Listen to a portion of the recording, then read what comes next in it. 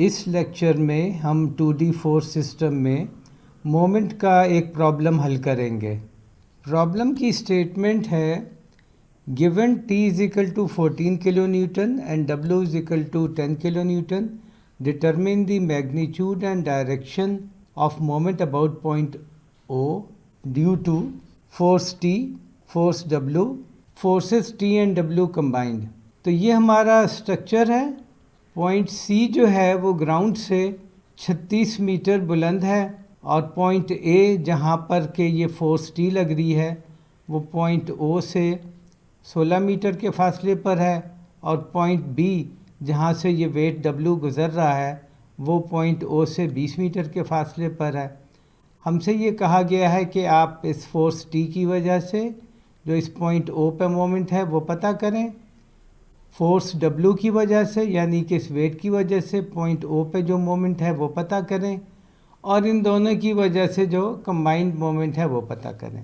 Problem को solve करने के लिए हमारी स्ट्रेटजी ये होगी कि हम जो मोमेंट का फार्मूला है कि m is equal to F into D वो इस्तेमाल करेंगे और इस फार्मूले में f तो वो फोर्स है जिसकी वजह से मोमेंट मालूम करनी है और d जो है फोर्स का मोमेंट सेंटर से शॉर्टेस्ट डिस्टेंस है। तो हम इन दोनों बल्कि इन तीनों सिचुएशनों के लिए f की वैल्यू और d की वैल्यू आइडेंटिफाई करेंगे इनके प्रॉपर साइन के साथ। जब हमें वो वैल्यू पता चल जाएगी और हम ये फार्मूला जब इस्तेमाल करेंगे तो हमें मोमेंट अपने करेक्ट सेंस में पता चल जाएगी और जब हमें करेक्ट सेंस में मोमेंट पता चल जाएगी तो हम ये कह सकेंगे कि मोमेंट जो है ये क्लॉकवाइज है या काउंटर क्लॉकवाइज है। इसके अलावा हम वेरिग्नॉन थ्योरम का भी इस्तेमाल करेंगे। ये थ्योरम ये कहता है कि अगर हमने किसी फोर्स की वजह से मोमेंट निकालनी है तो ये ऐसा ही है कि हम उस फोर्स के कंपोनेंट्स की वजह से मोमेंट निकाल लें और उसको हम ऐड कर दें। तो अगर हम इधर देखें, हमने टी की वजह से जो मोमेंट निकालनी है पॉइंट ओ के गिर्द, तो आसान हमें ये होगा कि हम उसके जो कंपोनेंट हैं, ये वाला जैसे हॉरिजॉन्टल कंपोनेंट है और ये वाला जो है वर्टिकल कंपोनेंट है, इन दोनों की वजह से इस पॉइंट पर जो मोमेंट है वो निकालें, क्योंकि इसमें हमें डी को आइडेंटिफाई करना जो है वो आसान होगा और उसके बाद हम उन दोनों को ऐड करें तो वो पूरे फोर्स टी की वजह से मोमेंट होगी। अब इसमें ये हो सकता है कि कोई एक कंपोनेंट की जो कंट्रीब्यूशन है वो ज़ीरो हो, मगर उससे फ़र्क नहीं पड़ेगा, दूसरा कंपोनेंट जो है जो हमें वैल्यू देगा फिर वही एक्चुअल मोमेंट की वैल्यू होगी।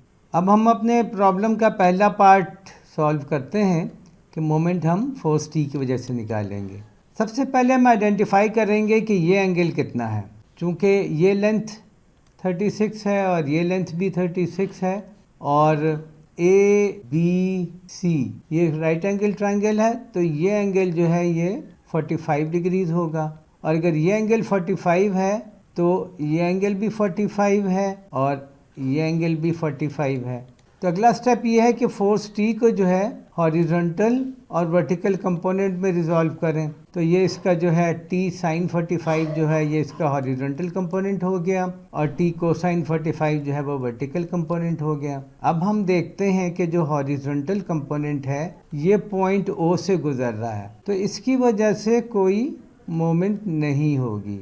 मोमेंट जो है वो सिर्फ टी कोसाइन 45 की वजह से होगी और इसकी वैल्यू होगी m0। अगर नाम दें हम मोमेंट का तो -6 होगी -14 कोसाइन 45 किलो न्यूटन, यानी कि ये वाली फोर्स, और ये माइनस इसलिए है क्योंकि ये नेगेटिव डायरेक्शन में है, मल्टीप्लाइड बाई -16 मीटर। ये डिस्टेंस जो है वो 16 मीटर है और पॉइंट ओ से अगर पॉइंट ए की तरफ हम एक पोजीशन वेक्टर बनाएं तो ये चूँकि नेगेटिव डायरेक्शन में है तो ये नेगेटिव मोमेंट आर्म हुआ, तो ये माइनस हुआ। तो मोमेंट की वैल्यू होगी +158.4 किलो न्यूटन मीटर, यानी कि काउंटर क्लॉकवाइज। तो मोमेंट जो है ये वाली फोर्स या फोर्स टी की कंट्रीब्यूशन जो होगी वो काउंटर क्लॉकवाइज मोमेंट की फॉर्म में होगी। अब हम दूसरे पार्ट पर आते हैं। इसमें हम मोमेंट निकालेंगे वेट W की वजह से। तो ये सिचुएशन है हमारे पास और हम देखते हैं कि जो वेट है ये वर्टिकल डायरेक्शन में एक्ट कर रहा है और इसका जो लाइन ऑफ एक्शन है वो पॉइंट बी से गुजर रहा है। तो इस केस में कोई हॉरिजॉन्टल कंपोनेंट नहीं है और हम मोमेंट डायरेक्टली कैलकुलेट कर सकते हैं डब्ल्यू की वजह से। तो इसका जो लाइन ऑफ एक्शन है वो बी से गुजर रहा है और जो डिस्टेंस डी होगा वो ये 20 मीटर होगा। तो मोमेंट होगा -10 किलो न्यूटन क्योंकि ये डाउनवर्ड है, मल्टीप्लाइड बाय +20 मीटर क्योंकि पॉइंट ओ से पोजीशन वेक्टर बनाए तो वो पॉजिटिव एक्स डायरेक्शन में है, तो ये प्लस हो गया और इनको जब मल्टीप्लाई करेंगे तो हमें मोमेंट मिलेगी -200 किलो न्यूटन मीटर और चूंकि ये नेगेटिव है तो ये मोमेंट जो है ये क्लॉकवाइज है। अब हम आखिरी पार्ट पर आते हैं जिसमें हम टी और डब्ल्यू दोनों की वजह से मोमेंट कैलकुलेट करेंगे। तो ये हमारी सिचुएशन है और हम जो है टी को उसके कंपोनेंट में रिजॉल्व कर लेंगे। तो एक कंपोनेंट ये हो गया और एक कंपोनेंट ये हो गया। ये वाला कंपोनेंट जो है जो कि वर्टिकल है ये टी कोसाइन 45 है, जो हॉरिजॉन्टल है वो टी साइन 45 है। इसी तरह इस फोर्स को हम इसके लाइन ऑफ एक्शन में समझें कि स्लाइड करके यहाँ ले आते हैं तो ये जो है बी से गुजरेगी तो इसका जो डिस्टेंस डी है वो ये 20 मीटर हो जाएगा और इस फोर्स का जो डिस्टेंस डी है वो 16 मीटर हो जाएगा। पहले और दूसरे पार्ट में हम ये तमाम चीज़ें चूँकि कर चुके हैं तो हम डायरेक्टली लिखेंगे कि मोमेंट जो है वो m0 वो है -14 कोसाइन 45 इंटू -16 और इसमें ये प्लस करेंगे जो w की मोमेंट है ये होगा -10 kilo newton multiplied by +20 metre. तो जब हम ये तमाम कैलकुलेशन करेंगे तो m0 की वैल्यू आ जाएगी -41.6 किलो न्यूटन मीटर, यानी कि ओवरऑल जो मोमेंट होगी पॉइंट ओ पर इन दोनों फोर्सेस की वजह से क्लॉकवाइज होगी। उम्मीद है आपको ये लेक्चर पसंद आया होगा। Thank you.